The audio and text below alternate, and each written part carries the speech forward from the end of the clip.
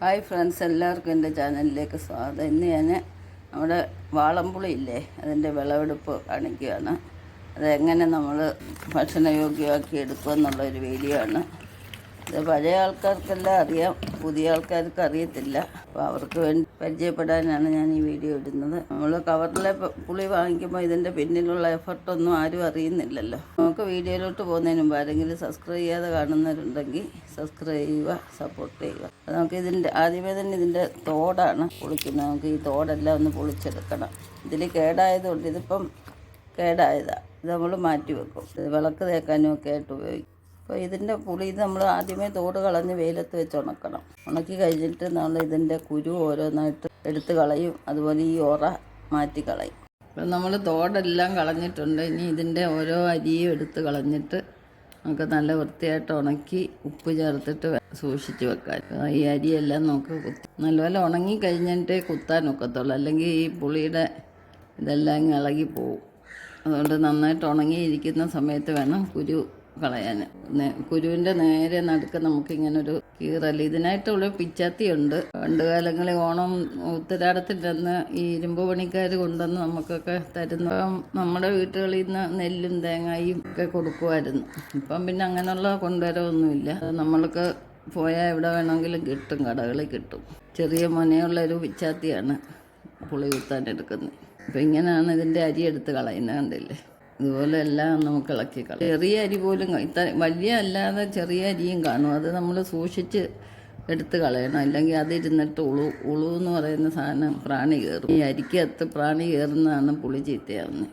ഇപ്പം നല്ല ശുദ്ധമായിട്ടുള്ള പുളി നമുക്ക് ഭക്ഷ്യയോഗ്യമായിട്ട് എടുക്കണമെങ്കിൽ ഇതുപോലെ എൻ്റെ പിന്നെ കുറേ പ്രയത്നങ്ങളുണ്ട്. അങ്ങനെ പ്രയത്നിച്ച് കിട്ടുന്ന പുളി നമുക്ക് എത്ര വർഷം വേണമെങ്കിലും വെച്ചിരുന്ന് ഉപയോഗിക്കാൻ നോക്കും. അപ്പോൾ നമ്മുടെ പുളിയെല്ലാം ഉപ്പുമൊക്കെ ചേർത്ത് ഉണക്കിത്തിട്ടുണ്ട്. ഒട്ടും ജലാംശമില്ല. ഇനി നമ്മൾ ഭരണിയിലാണ് വെക്കുന്നത്. ഭരണി വെക്കുന്നതിന് ചെറിയ നമുക്ക് അന്നേരം ഓരോ ഉരുള എടുത്താൽ മതി. എല്ലാം കൂടെ അഴുക്കാവത്തുമില്ല. നമ്മളിത് ഒന്ന് വേർതിരിച്ചെടുക്കുക. ചെറിയ ഉരുളയാക്കിയിട്ട് കണ്ടില്ലേ, വയനയിലെന്ന് പറയുന്നത്. നമ്മൾ ഇനി ഇതിനകത്ത് പൊതിഞ്ഞ് വെക്കുക. പൊതിഞ്ഞ് വെക്കുമ്പോൾ പുളിക്ക് നല്ലൊരു മണം കിട്ടും കേട്ടോ. പൊതിഞ്ഞ് വെച്ച് കഴിഞ്ഞാൽ ഇത് അപ്പം ചൂടാൻ മാത്രമല്ല ഈ ഇല ഉപയോഗിക്കുന്നത്. നിങ്ങൾ വിചാരിക്കും ഇത് അപ്പം ചുടുന്നതിന് മാത്രമാണോ? ഈ ഇലയ്ക്ക് നല്ല ഔഷധ ഗുണമുള്ളതാണ്. ഒരിക്കലും കേടാവാത്ത ഒരിലയാണ്. എത്ര നാളിരുന്നാലും ഇത് കേടാവത്തില്ല. അപ്പോൾ ഇതെല്ലാം നമുക്കിങ്ങനെ ഓരോ ഉരുള എടുത്ത് മാറ്റി നമുക്ക് ആവശ്യത്തിന് എടുക്കും. നല്ലപോലെ ഉപ്പിട്ടിട്ട് ആ ഉപ്പിൻ്റെ ജലാംശം എല്ലാം മാറുന്നിടം വരെ വെയിലത്ത് ഉണക്കിയതാണ്. ഇങ്ങനെ കിട്ടുന്ന പുളിക്കാണ് ഏറ്റവും കൂടുതൽ സ്വാദ്. നമ്മൾ വാങ്ങിക്കുന്നത് എത്രത്തോളം ശുദ്ധമാണെന്നുള്ളത് നമുക്ക് പറയാനൊക്കത്തില്ല. ഇത് ശുദ്ധമായിട്ടുള്ള പുളിയാണ്. നമ്മൾ വീട്ടിൽ തയ്യാറാക്കി എടുക്കുമ്പോൾ അതിനൊരു പ്രത്യേക ടേസ്റ്റ് തന്നെയാണ്.